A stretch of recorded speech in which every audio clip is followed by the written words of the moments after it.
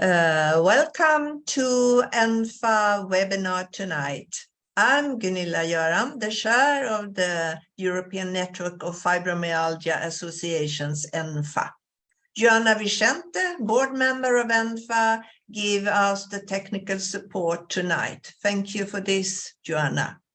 Our guest is Professor José António Pereira da Silva from Portugal, and Professor da Silva will introduce himself just in a minute. The topic for tonight is controlling fibromyalgia, the resources within yourselves. And we hope for many questions from you, all the viewers. So please, Professor da Silva, welcome. The floor is yours.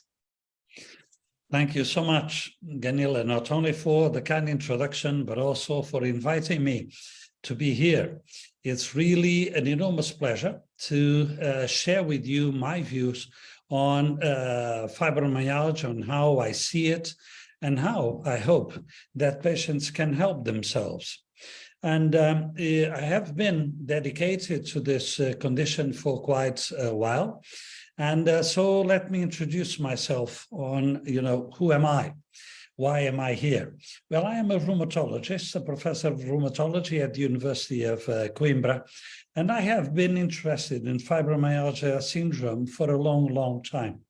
I have numerous patients, I believe, that I have seen and treated, over 2,500 patients with fibromyalgia, and I have been for long dedicated to the research of this condition. I have been part of some of the recommendations for treatment within EULAR, and I belong to research networks in fibromyalgia.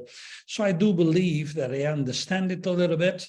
I believe that perhaps on a few occasions throughout life, I may have had symptoms of fibromyalgia, but I share completely some important aspects of this condition with my patients as well. And in terms of research, I can show you, for instance, one of my papers whereby we explored the potential aspects of personality related to fibromyalgia, and a more recent and more important work where we have presented a new model for the understanding of this condition.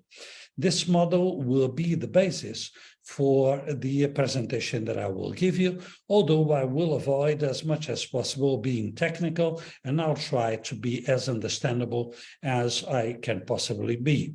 My beliefs about fibromyalgia are, to start with, that it is a cause of a very deep and multidimensional suffering for people who have this condition. I have absolutely no doubts whatsoever in my mind that pain is real, that suffering is real, that the fatigue that affects patients with fibromyalgia can be really intense and disabling, and that there are numerous ways in why and how the disease can affect the quality of life of people. Now, how can we understand fibromyalgia? The current paradigm is very much supported by this concept of a hypersensitivity of the central nervous system. And there is numerous bits of support, of evidence, to really demonstrate that patients with fibromyalgia have a disturbance in the regulation of pain, the so-called deranged set volume control, whereby pain is amplified in their central nervous system. So patients with fibromyalgia tend to feel pain with a lesser stimulus than the stimulus that is necessary to cause the same kind of intensity of pain in people who do not have this condition. Additionally to this, and this is the most important and most critical observation up until now, it is recognized that many patients with fibromyalgia also have a peripheral small fiber neuropathy, which can be the cause of peripheral pain reaching the brain. Also that they have changes in the autonomous nervous system, which may affect, for instance, their bowel movements, their heart frequency as well, and their respiratory frequency, that there is some bits of neuroinflammation around the brain and around the spine and the peripheral nerves, and also that there is a genetic predisposition for fibromyalgia. This genetic predisposition that contributes to the fact that fibromyalgia tends to occur more frequently in the same family has its basis on genes that are related to neurotransmitters, chemicals like serotonin, like adrenaline, which are important not only in the regulation of pain, they are also important in the regulation of emotions and of stress. And therefore, this genetic predisposition will simultaneously affect not only the sensitivity to pain, but also other aspects of fibromyalgia. Particularly prominent about these other aspects of fibromyalgia that are not explained by the current paradigm of central nervous system hypersensitivity is, in my view, the dimension of emotions, affect, and stress. And I have to recognize by that over the years, as I interviewed hundreds and hundreds of patients with fibromyalgia, I have seen no exception to this concept, that patients with fibromyalgia tend to feel much worse in periods of their lives where they feel particularly stressed. Not only in terms of anxiety, but also in terms of sadness, in terms of concerns, in terms of worrying about whatever is affecting their life. These negative emotions are typically followed by an aggravation of symptoms, namely of pain, namely also of tiredness, also the disturbance of sleep, which are the cornerstone symptoms of fibromyalgia.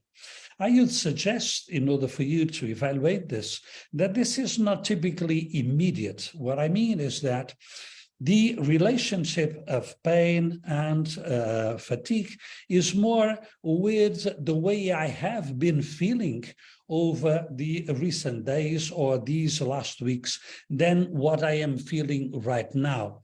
Because sometimes when people are, for instance, enraged with something, they forget pain. There is no pain because adrenaline is strong enough to drive them. But typically, they will feel worse after a few hours or even a day. When I ask my patients, what makes you feel worse of your disease? The typical three responses are these: physical efforts. And typically also, if people feel worse after exercising or making workloads, for instance, typically this is worse after the exercise than during the physical effort, which is quite different from other rheumatic diseases where pain is worse during the exercise or the effort, or pain is improved by movement. Also, it is typical that people with fibromyalgia feel worse when the weather or even the ambience inside home is cold or damp. But above all, stress is quite frequently the most important cause of worsening of fibromyalgia, the most important trigger of flares of the condition. And so after a few years, I started asking my patients systematically, how important is stress in your life? How much does it affect your disease? And actually, I've asked my patients to go home and to reflect about it. The question might be put as follows: how much would your fibromyalgia symptoms improve if you were to feel always relaxed and content? Don't worry whether this seems plausible, possible, or not.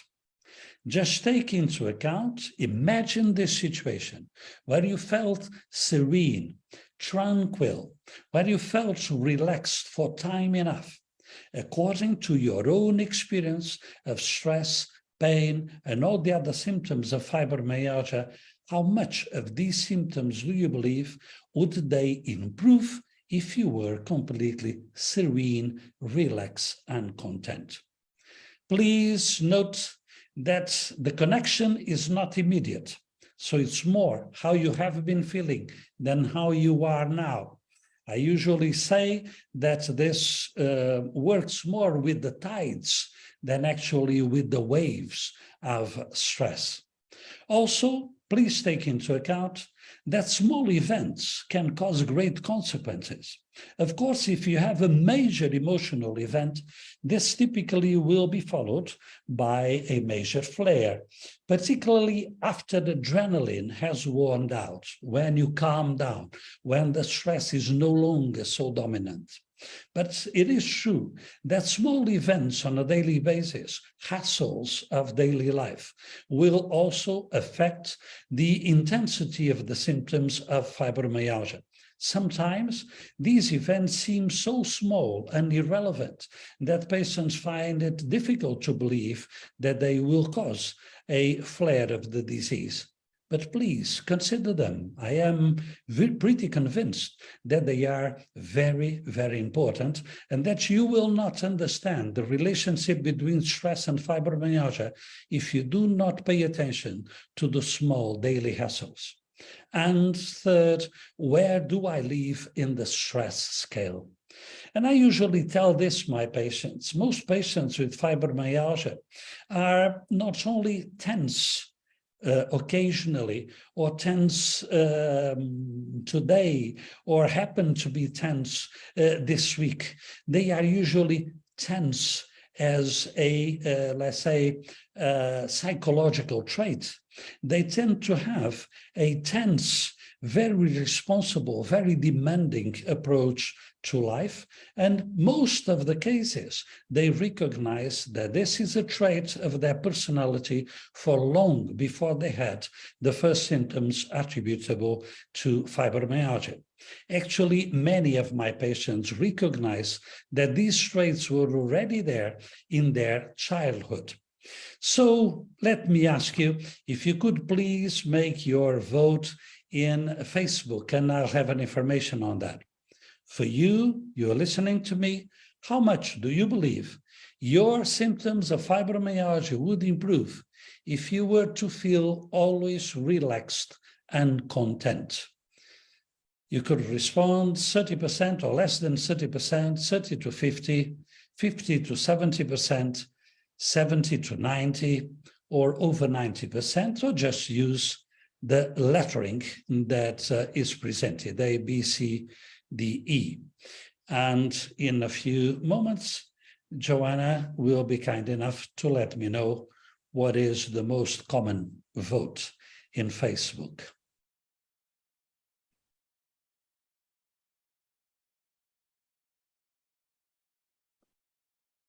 So perhaps we have a feeling, Joanna, because of the time, we can't unfortunately allow for too long to have the vote.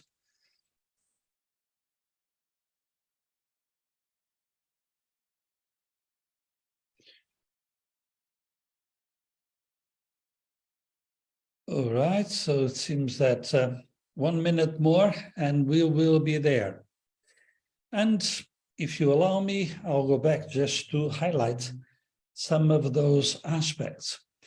I usually tell my patients regarding where do you live, typically in the stress scale, that if I had the ability to spread all people around the world in, say, a 10-story building, according to the level of stress they usually live in, at the top, the highest level of stress, at the ground floor, the lowest level of stress, I believe that the vast majority of people with fibromyalgia would live above the 7th floor. And occasionally, if they spend time enough on the 10th floor, they feel really, really bad. Pain will be at their worst, their sleep will be awful. And of course, their fatigue will also be overwhelming. Sometimes people have to stop and take a sick leave. If they come down to the 6th or the 7th or the 8th floor, depending on how each one does, they will feel much better. And over here, they typically make what I believe is an error of perspective. Many of my patients will tell me that they are relaxed at this level. But what they miss is that this is considered to be relaxed, and they are still in the 7th floor of stress. How can they say that? Simply because this is the most relaxed they usually feel, the 7th floor. And that because they don't know life below that level. But if you imagine a person that comes from the ground floor and is climbing the stairs, he will feel pretty bad. Above the 3rd or the 4th floor, and the 7th will feel like war. So I'm now informed by Joanna that the majority of you have voted option D. You believe that your symptoms would improve by 70 to 90% if you were to be completely relaxed and serene. Mind what? This is exactly what typically my patients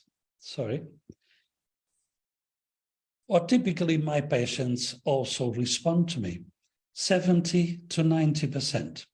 And I see very, very few exceptions to this, although I take longer to explain to my patients what I think, and also I take longer for them to reflect about this. Now, as I went through this interaction with patients with fibromyalgia, I came to recognize that many of them share traits of personality that I have myself, and that make to me very easy to understand how this could be finally transformed into pain, fatigue, and sleeplessness. The first quality that I explain to my patients, I tell them, well, I believe that fibromyalgia is strongly associated with a certain type of personality. Let me explain what I believe, and then you will tell me whether you also have this type of personality. And I am presenting you, the audience today, the same question. I believe that people with fibromyalgia tend to be, as much as I am, worriers. They worry about a lot of things. They worry quite frequently much more about other people, their relatives, their neighbors, their friends, than they worry about themselves. They ruminate about problems, and they tend to see problems in a magnified way. In the literature, namely in psychology, this is called catastrophization. People tend to see a catastrophe where many other people would not see such a big problem.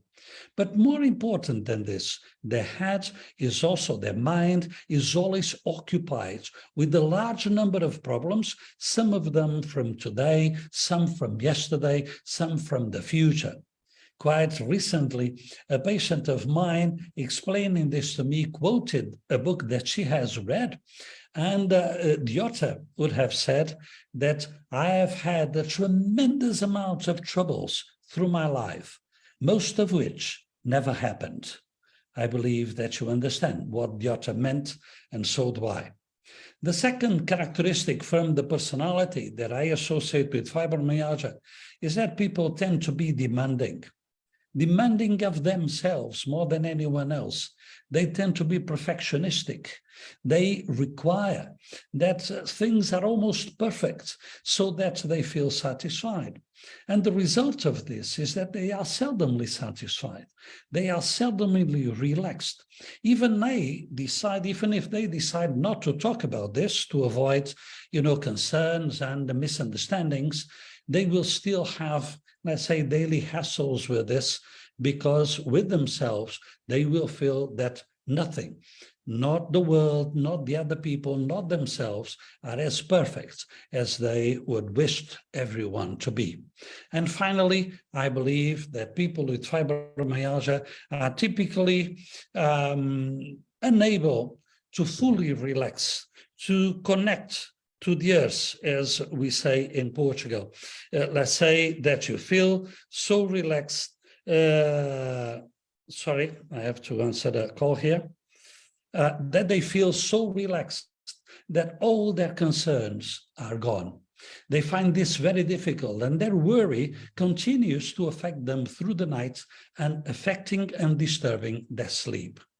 So the question I'd like to put to you is, to what extent is this psychological profile similar to yours? How much do you feel represented in the psychological profile I have just presented? And again, 0 from A to E, from less than 30% up to over 90%. Could you please make your comments in Facebook? José, while the viewers are doing this poll, I have some questions, and maybe we can take these questions before we moving on now. Yes. So Elaine Harris will tell you this. I think it's impossible to achieve this always in the world we live in. That's a comment, and I don't know if we can go.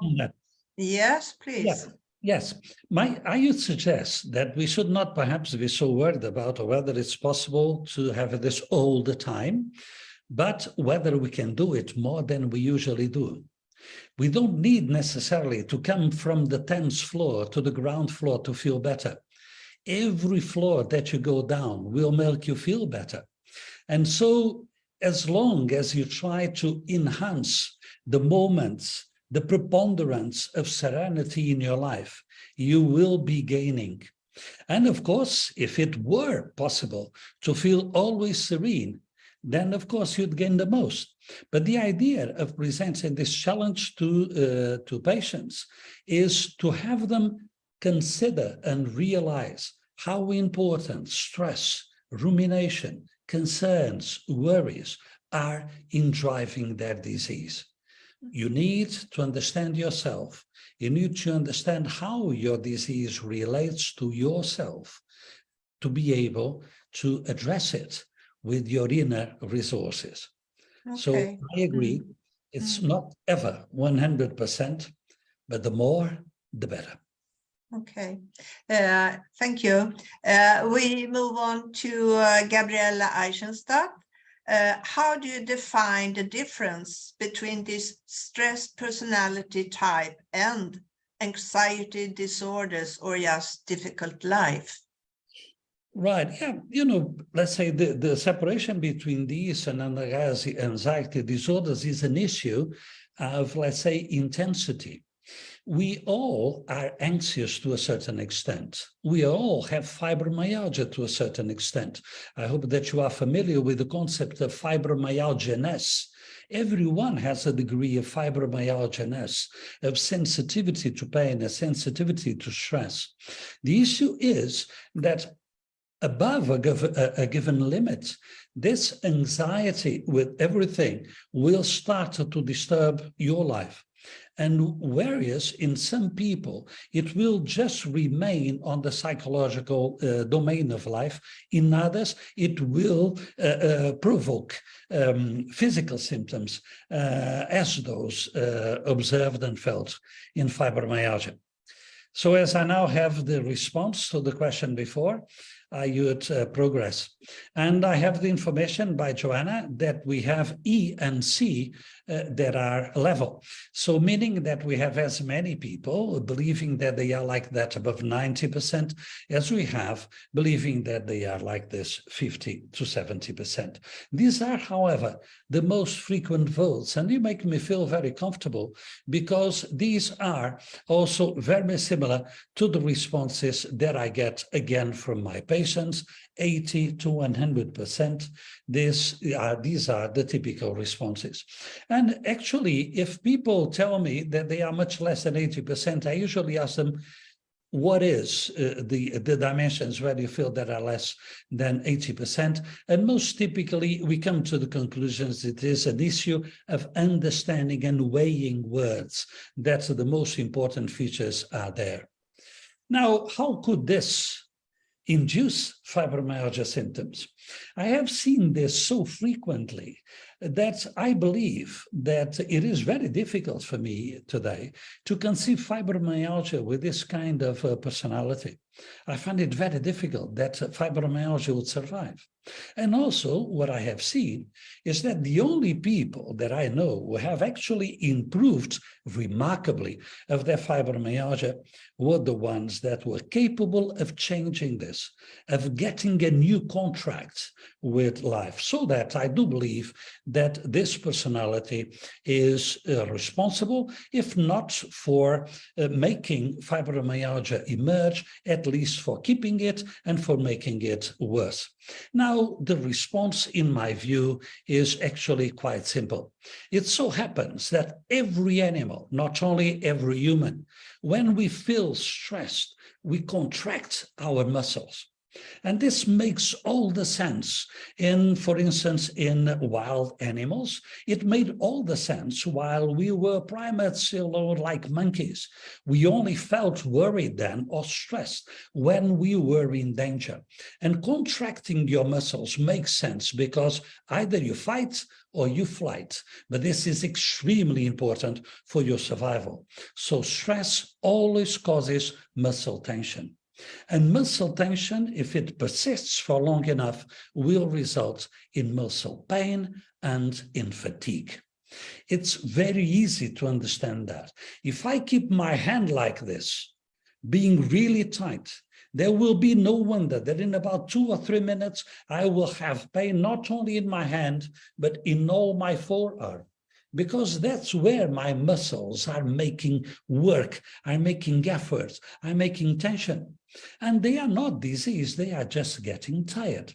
And muscles that work a lot get tired, and tired muscles ache. And this is, in my view, a rather simple explanation for fibromyalgia. But the model altogether makes a lot of sense. And in my view, it gives patients a handle. I'm not telling you that you have this disturbance in the central nervous system whereby your brain amplifies pain. I'm telling you that if you reduce your stress in your daily life, you will reduce your muscle tension, and hopefully you will reduce your muscle pain and also your fatigue. If you reduce your stress in your daily life, you will most probably sleep better. You will also most probably see an improvement in your cognitive function, in your ability to focus, because you have less stress, you have less problems, less noise around whatever matter you want to focus on. Now, on this basis, the question, the most important for us all, is obviously, can we control fibromyalgia? Now, I believe that many of you have been through a huddle of different treatments in trying to control fibromyalgia. Many of you will have received antidepressants because they are the most effective medications for fibromyalgia. Now, doesn't this relate to stress? Don't antidepressants reduce anxiety, stress, increase and promote serenity? Of course they do. And they only improve fibromyalgia in the dimension that they improve also your affects, your humor, your emotional well-being. Now we can do more than that. How can we reduce stress? Well, first of all, think about it.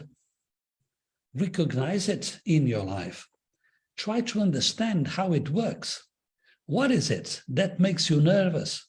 What is it that makes you serene? What is it that makes you anxious, worried? How can you avoid that? How can you think about things so that you keep in control of problems instead of allowing problems to take control of you? You will only be able to do that if you realize it. And if you realize how it operates, then you may find ways of controlling, either changing your life around you or changing your mind. And I do believe from experience, personal and otherwise, that we have a lot more to change in our minds, than we have around us. I do believe that today in Coimbra, the Portuguese city I'm talking to you from, There will be some people at war, and there will be some people in peace in Ukraine. It all depends on the attitude, on the frame of mind. We can make a lot of difference. We need to make choices. Some of the choices we make in life gather a lot of stress.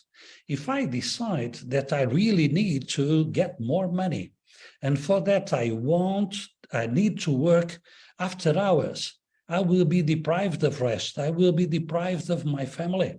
I will be deprived of the opportunities of enjoying myself, of relaxing. So all life is made of choices. And if I take conscience of this, maybe I will make choices that will favor serenity, happiness, joy, emotional balance, instead of those that will promote stress and anxiety. I could, and I should also focus on life satisfaction. It doesn't matter so much if I'm fat or thin. It doesn't matter so much if I'm rich or poor, if I'm white or black or yellow. It doesn't matter so much if I'm male or female. What really matters is how happy I am. And if I get to be happy and satisfied with life, then I got it right, irrespective of being fat or thin, rich or poor. At least that's what I believe. I believe that the only thing in life that it's worth pursuing is joy of living, happiness. All the rest are means to reach this. So my prescription to my patients are actually focused on resources within themselves, within ourselves. I very seldomly prescribe medications unless the patients demand it. And my typical recipe written down in paper would look like this. First, in capital letters, big and underlined 3 or 4 times, build happiness. Let's talk about it. And we spent a lot of time talking about what can you do to build happiness. At least you need to understand what it is for you, and you also need to want really to be happy. And then I would suggest, take good care of yourself. Manage your life, treat yourself, advise yourself as if you were your very best friend. How different would life be if you manage to treat yourself as you would to your very best friend? Don't forget that exercise is very important for health in general and for fibromyalgia in particularly. Don't forget to cultivate self-compassion. Allow yourself to fail and to err occasionally. And also learn to savor. Life, I believe, is filled with pleasant things, things that you should be grateful for, things that will make other people grateful towards you, things that are beautiful and they are just waiting to be savored and to be transformed in life satisfaction and happiness. And we go past them, not taking the least acquaintance, a child that plays, a bird that sings, the rain that comes down and makes, that wonderful smell of moist earth. Everything are sources of happiness if only we learn to use them. Of course, there are also resources outside, and some of them can be pivotal and instrumental to help you do exactly what I'm now suggesting in the slide. Improving happiness and life satisfaction, reducing stress and anxiety, taking care of yourself, learning to savor. All of this can be taught and learned. And the most important teachers, I believe, are psychologists. So resources outside include, in my view, at a paramount position, psychotherapy and interaction with others. Talking to people you love is a form of psychotherapy altogether. To people who are happier, who are more joyful than you are, they have a lot to teach, and I chase them whenever I can. Meditation can be very useful to enhance serenity, and so can be mindfulness.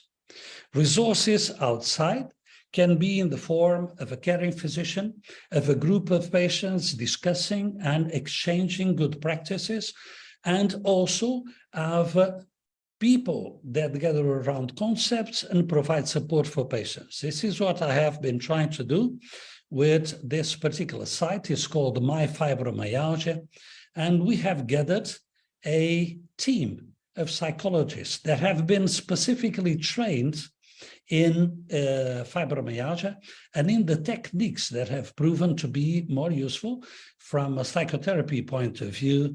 And we try to assist patients and give them support through a period in promoting this personal change that will hopefully allow them to feel more serene towards life, more in control of their emotions, and therefore more in control of fibromyalgia. If you visit us, you can also have a translation using the right button of your mouse, and it will present to you in English. You can also see testimonies of patients, and I'm fortunate to say that several of them feel as good as cure. And now, being devoid of medications, they only feel pain when occasionally they get stress out of control. I hope that this may have been inspiring for you, and I'm very, very happy to take your questions. Thank you so much for your attention. Thank you, José. I have a couple of questions here that come from our viewers here. We have Linoy from Israel, and she refers to the first part of your lecture here. What is the solution to this personal tendency? It was from your first part of the... I would like to start by stating, and I'm very, very strongly believe in this, that of course, no one is to blame because of their personality and their natural tendencies. This is born out of your genes and out of your early life. Early life, meaning the first infancy, is extremely important to, let's say, establish the tone, how we will see life in the future. And this is also related to an observation in fibromyalgia, whereby it seems that the prevalence of abuse in childhood is higher in people with fibromyalgia than in people without this condition. And one of the reasons is that a child that is abused does not learn safety.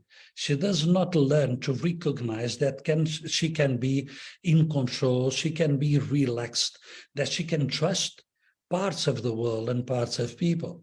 So we are not responsible for this. We are not to blame for this. And this is a very important aspect that I'd like to convey. This does not mean that we cannot do anything. We can do things. We can adapt our reactions. We can adapt our behaviors towards others. We can also control our minds to a certain extent, starting with by recognizing the problems, recognizing these dynamics, really wanting to be different and looking for help. Mindfulness, meditation, psychotherapy are of paramount importance. I, for one, have read tens of books about happiness and emotional intelligence in trying to give myself a better life. And I've been able to use much of what I have learned to the benefit of my patients, or at least that's my intention.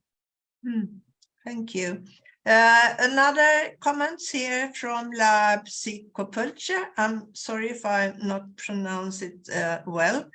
How can you live peacefully with the thought that each symptom can reveal another pathology? Thanks for your work. It's precious. Thank you so much.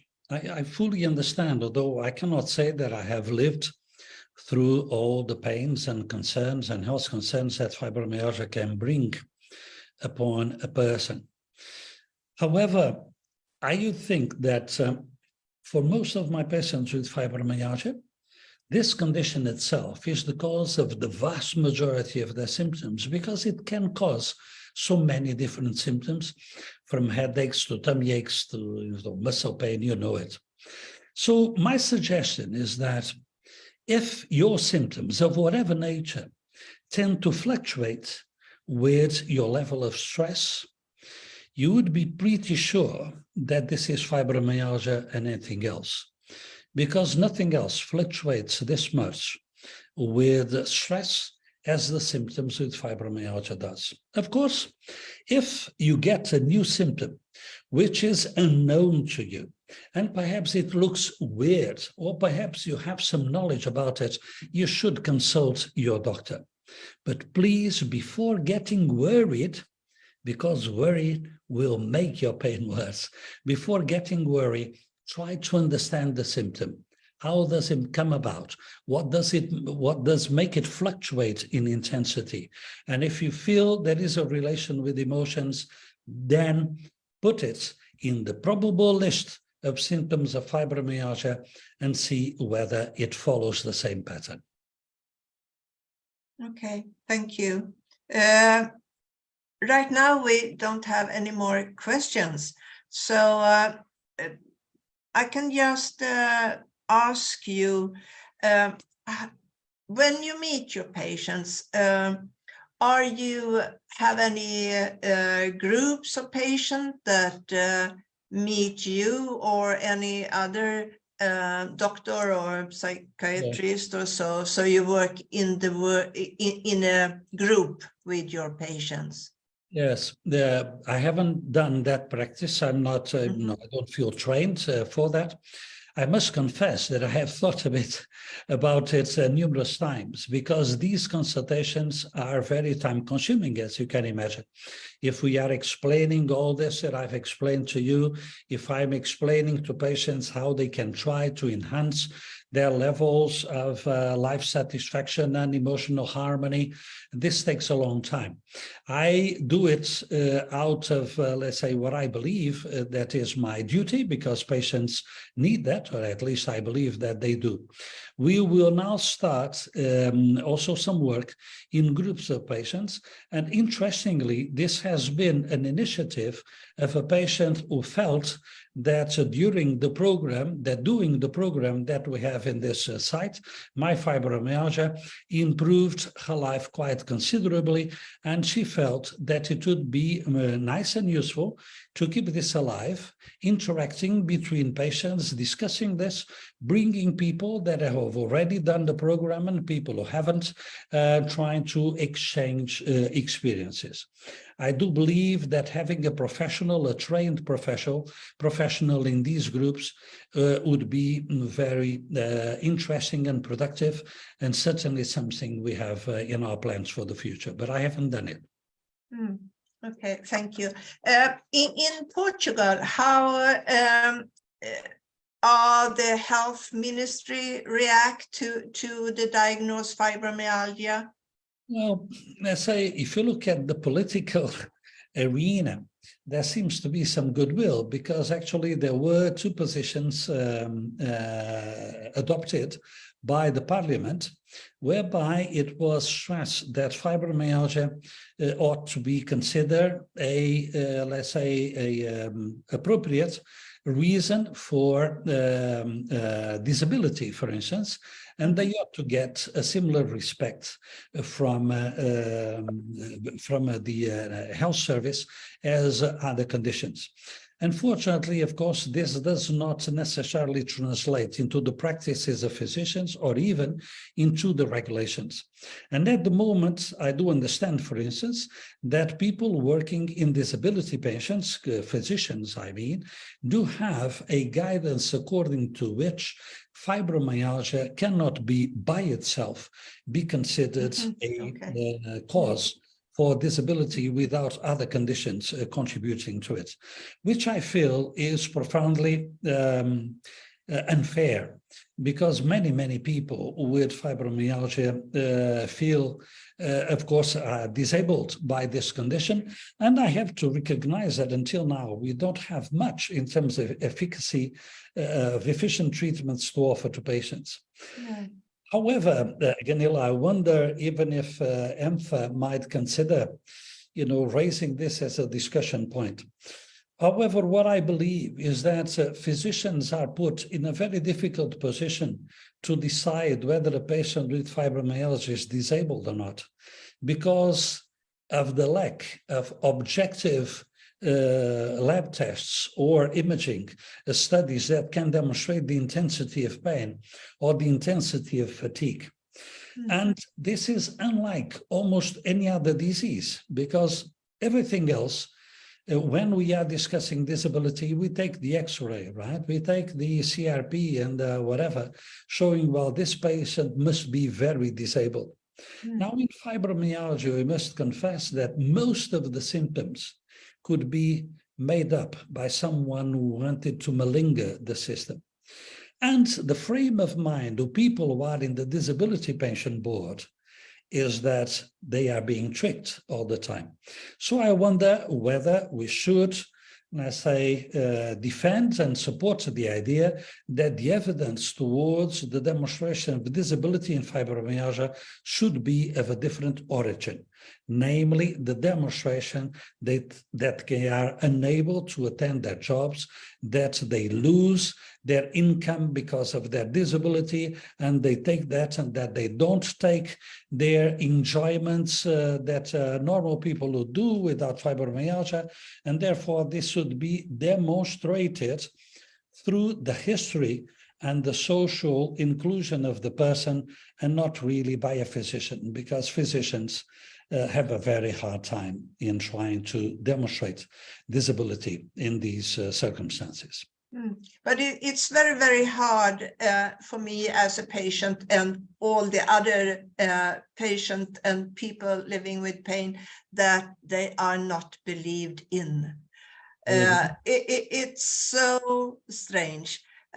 Even the rheumatologist or psychiatric, they don't believe what people telling about, and that it's so devastating for people, for humans we are living together with, that we don't realize that this is true.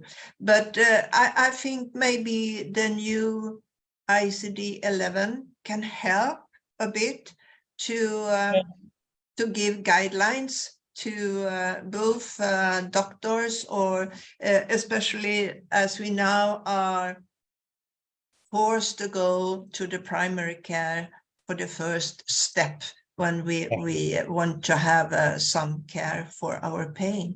So maybe we can get a little bit helped of the new coding. Yeah, we had already the fibromyalgia, let's say, in ICD-10 as being an independent condition for quite a good number of years. This does not necessarily change the way physicians look at the condition. I fully sympathize with your view. There's nothing worse above having pain than being under suspicion that you don't have the pain that you actually endure, or the tiredness or whatever.